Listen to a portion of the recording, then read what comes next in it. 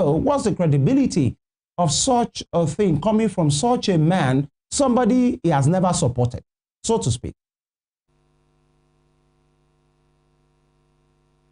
Mr. Ologun, if you can hear me. Oh, okay. We might have to get back to Mr. Ologun on this matter. You know, it's really unthinkable for anyone, well, to average Nigerian mind to think, all right, Mr. Ologun, can you hear me now? Yes, I'm with you now. Did you hear my question? Can you please take that again, please? Quickly, I will just summarize. The Senate has made its position to known to say they are not a rubber stamp at all. They have disagreed on many occasions with the president, and so they know what they are doing. And the issue of third-term agenda, the Senate said the executive have never brought such a bill before them. So Mr. Tunde Bakare should know what he's saying. But I'm trying to put an angle to this. While you speak on all of those, Pastor Tunde Bakare contested primaries with Bola Ahmed Tinubu. He didn't come in. He was never, he didn't even get any votes.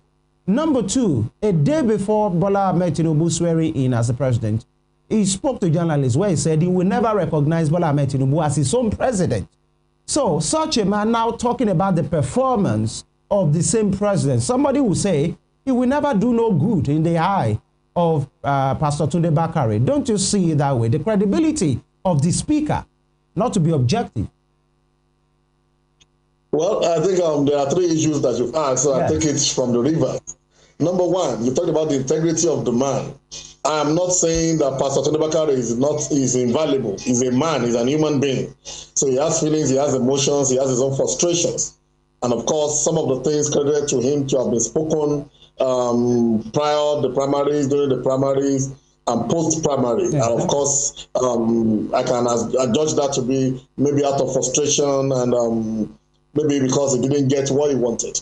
But if that same man have said he would not recognize Bola Ahmed Tinubu as president, the state address that we are talking about this morning, he referred to Bola Ahmed Tinubu as our president. You can go and check again. He referred to him as Mr. President under your watch. Mr. President, this and that. That is an acceptance of the office of the president by Bola Ahmed Tinubu. That invalidates whatever he might have said before now, because obviously now he has accepted Bola Ahmed Tinubu as the president. That settles that.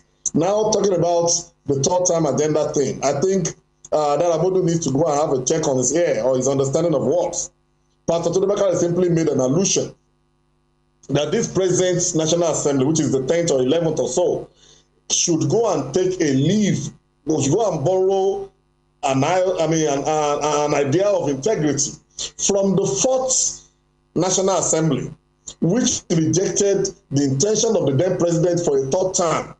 Pastor Bakare never said that third term bid was brought before this present assembly. He's only asking them to go and take a leave, to go and take a borrow of idea from the 4th National Assembly that rejected the bid by the then president for a third term. I think it is clear that we say this. Hey, of course, the state of the state address is open. Anybody can go and download and replay. And I think there is a problem with the understanding of Adara Modu as the spokesperson of the National Assembly, of the Senate particularly, to have said what Tunde Bakare did not say. Now, on the claim by Adara Modu that the National Assembly is not a rubber stamp, let him come forward and tell me or show Nigerians one instance in the last 2 years or thereabout under President Bola Ahmed Tinubu that the National Assembly have disagreed with Mr. President or has suggested any bill brought by the presidency or the executive arm of government. When you ask people to give you proof, they call you names. But of course, the only way you can authenticate or educate in any discussion or argument as this is to bring proof. So if Pastor Tunde Bakare have called the National Assembly, particularly the Senate, a rubber stamp assembly, let them come forward and say, this is one instance that we have disagreed with Mr. President. This is one instance that we have rejected a bill brought by the executive arm of government. Everything the president have done in the eyes of the Senate has been good. Every bill brought by the executive to the Senate has been approved, including loans that were unexplainable, including things that were not captured in the national budget, but was brought through the back door to the National Assembly. The Senate will rubber stamp. So how does the Senate president, how does the Senate spokesman tells me that the accusation of them as rubber stamp is not valid, when obviously there is no proof that they have done anything otherwise, either to the demand of the presidency or the executive arm, or have had any reason whatsoever to say, Mr. President, you have not done well. Let me bring such proof. All right, Mr. Ologun.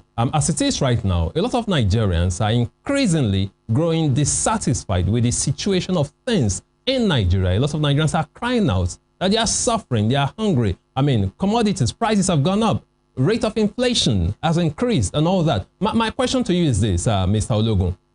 What role can the opposition play?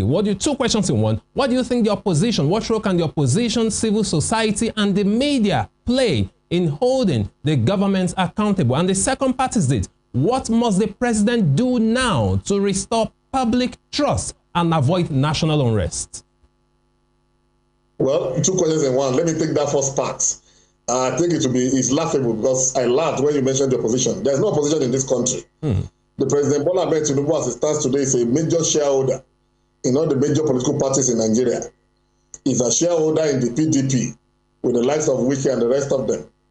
He's a shareholder in the SDP.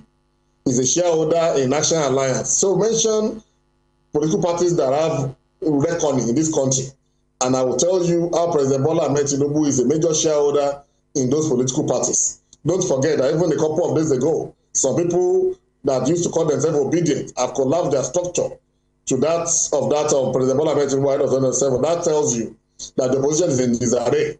Maybe if there's any organization that should be holding the presidency or the nation leadership accountable, it should be the media and the civil society. But let's even take this too. It's also laughable because the majority of those that you call civil society leaders are on the payroll of one governor or the other somewhere, somehow. So you expect that such individuals will raise up the banner. Look, the same Wale Soyinka, Femi Falana, Pastor Tunde Bakare were the ones that led the war, and used the word war in antithesis now, against Jonathan. Did Jonathan do as worse as Bola Ahmed Tinubu is doing? How many times have you seen them on the streets calling for protests? The like of Kwamwana and the rest of them that were used to turn around the fortune of Jonathan against this country. Where are they? Where are the Femi Falanas of this world? It seems to be only Showore that is on the front burner of agitation now. So it seems a lot of the so-called society leaders are compromised. Then you talk about the media. The media that you and I are practitioners in that have been bastardized. What you have now are investors. People that have no track record of understanding the tenets of broadcasting and journalism, who just have money through whatever means God knows how, and they establish media houses, and they begin to dictate to the managers of such media houses on what to do, what to say, which needs to carry, which needs to not to carry, who to badge and who not to badge. You call them investors. They have bastardized the media. So we are on the free for all. The media has been bastardized through the so-called investors who have nothing to lose as professionals. Then the society organizations have been so bastardized that the younger generation now, what they are looking for in trying to become race is appointment. They just want to appear in 1 or 2, 3 protests so that they can be seen as agitators. And the next thing you see is that they have become SA or SSA. Okay, please quickly address the last part of the question. What can President Tinubu do to restore public trust, right? Yes. What can the president do to restore public trust and avoid a national unrest at this point? A lot, but I'm doubtful if he will be willing to do it. Look, in the same climb, by now, if you can just suggest, we have less than 1 minute for that. Just a minute, sir. So, Mr. President should go back and check where has he failed. He should stop listening to the likes of Wala and the rest of them that are telling him that Nigeria is Eldorado. He should look for people that can give him opinionated ideas and then look at his promises to the nation. How much of it has he fulfilled? Where has he failed? And retract his steps so that we don't end up having a national unrest that will throw this country into the kind of hula balloon that we do not think could come. All right. You know, a lot to really talk about. And this is our nation. Is a nation that we must, you know, as they say, pray for. But then we have a lot to do in terms of action. You know, as we round off right now, a word that was thrown up in that conversation, I mean, in that state of the address, is that the word state capture, those words And many persons have been fearing to say, maybe we're in a position of state capture. But some persons will say, that's us exaggerating. Do you think we are there right now?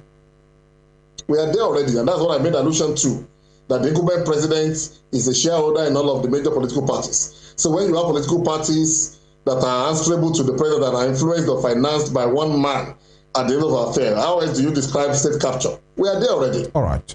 We'll keep talking about this issue. The media, the fourth estate of the realm, we'll keep talking about this, and you are part of the realm as well. Nigeria must prosper, irrespective of leaders at any point in time. Thank you very much, Mr. Ayologun, a public and political affairs analyst, and of course, a Shimarek activist. Thank you for your time. May Nigeria prosper. Now, thank you for having the pleasure. All right, Daniel.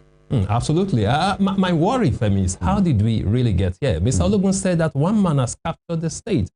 How did we get here? Well, how did we allow one man to capture the state? That's an opinion, actually. I'm sure there are many persons according to what he said, that he has shares in major political parties, and that's an opinion that a lot of people are having. Many persons will not see that so way. Much influence, and so we'll have some of those thoughts in the coming days. We must go. Absolutely. Thank you so much for joining us once again on Morning Spring.